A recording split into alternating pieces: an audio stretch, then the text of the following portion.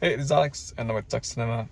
I just got out of watching Superman, directed by James Gunn. Uh, it's the launch of the new DC Universe. Yeah, the launch of DC Universe with Superman.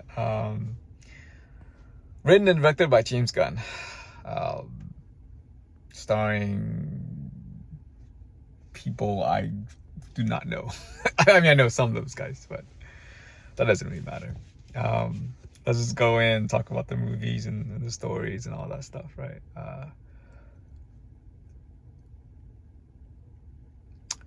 Do I like the movie? Yes. Yes, I do like the movie. Um, do I love the movie? I don't love the movie. I like the movie, I just don't love it. I find that there were tonal inconsistency in the movie. Um,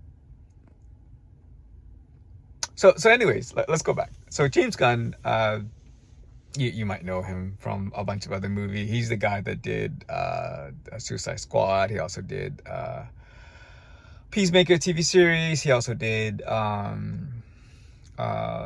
what's that movie called? The Guardian of the Galaxy trilogy. So pretty good guy. He knows his comics. Big comic book guy. So when I first heard that they were doing Superman, and James Gunn said that, hey, we're gonna take a lot of inspiration from All-Star Superman. So I too am a comic book nerd. And I read All-Star Superman, and I thought that like All-Star Superman is like one of the greatest Superman story of all time. Like it is up there.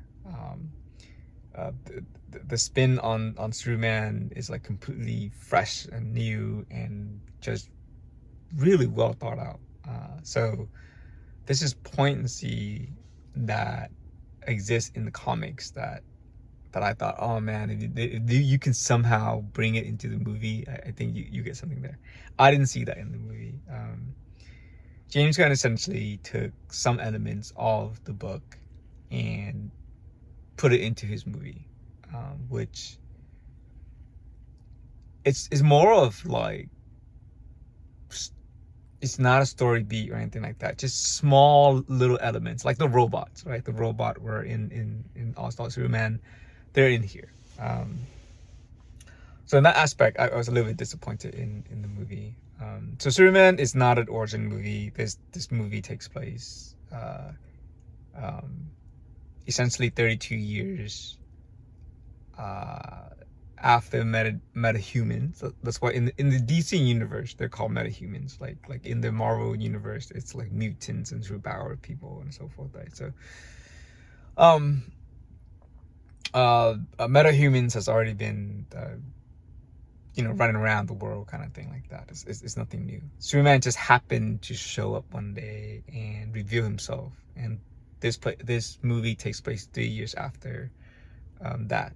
I like the way they introduce that aspect of the movie. It's sort of like just you don't, there's nothing big about it. It's just text, and it forces the reader to read and kind of understand what's happening.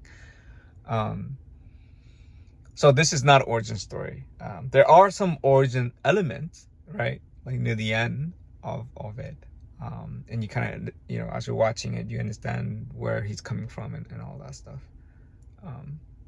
So in that perspective, no, not an origin story. Some elements is in there. Yeah. This movie is truly about, for lack of a better word, I don't know. It's like Lex Luthor versus Superman. And I guess for a first movie, sure. Lex Luthor is his greatest nemesis, and for a first Superman movie or like a reboot of Superman movie, sure, I guess. There is a surprise villain reveal at the end, which I thought was it's pretty cool. Is it like a superhero team up movie like Justice League? No. This is a standalone superhero movie Superman movie and other meta-humans, right? Mr. Terrific, and he's a solid character, so like definitely check him out. Read up on him. Hawkgirl, why is she in the movie? Like, I felt that the mechanics. So, when I say tonal, I'm just saying tonal. It's sort of like inconsistency, right? So like, an example is Hawker. Hawker can fly and she wields it's not a hammer, it's a malice? Something. A mace? Anyways, it doesn't explain who she is, how she gets her power, and all of that. You see her in her human form, and her human form is without wings. And you see her in a superhero form, and it's with wings. And then you wonder, so does she have wings and she just hides them? Is it part of her body, or is it like a suit that she's wearing? Is it what is it? So there is no explanation for that. The other stuff, like sci-fi, quantum physics, mumbo jumbo things, sure, I understand. Like creating a black hole, sure, using technology that is indistinguishable from magic, sure, I get that. A Green Lantern having a ring that can do stuff, sure, I can, it's a movie, I can get that, but like it doesn't explain the Hawkgirl thing, and that like bothers me throughout the whole movie for some reason. So there's a lot of stuff like that. It's not explained, and some of the characters, an example is Perry White. They're just in the movie, and it's like a comic book caricature of the character. Like I think the best thing about the Christopher Reeve, the Christopher Reeve version, the Zack Snyder version, is like there's some realism in there, and it's, if you think hard enough, you can kind of explain it. Here, it's just stuff happen, and you just gotta go along with it. And I thought that wasn't well done. The action, great action, very good stuff. The comedy is hit and miss. If you like James Gunn, you're gonna like this movie, right? James Gunn does the stuff happen in the background while we're having a serious conversation in the foreground kind of humor, right? And in one of the scene that happened, and I'm like, I guess this is played as a joke, but then in the foreground is very serious, so it felt kind of weird. The destruction in the movie is terrible. Like, at least Zack Snyder, the way he does it is like he explains it and he shows it, and he's like, people die. In this movie, Superman kills. Because of Superman, a lot of people die. And is not explained, or the tone of it is like, nope, you're dead, but everything's a-okay, happy-go-lucky. So like, if you just pause, like, I can't wait to watch it on maybe Blu-ray or something, or digital, and it's like, yep, that guy's dead. Pause, that's dead. 1,000 people just die. The building just fell. 100 people just died in that scene. So there was a lot of death without being explained.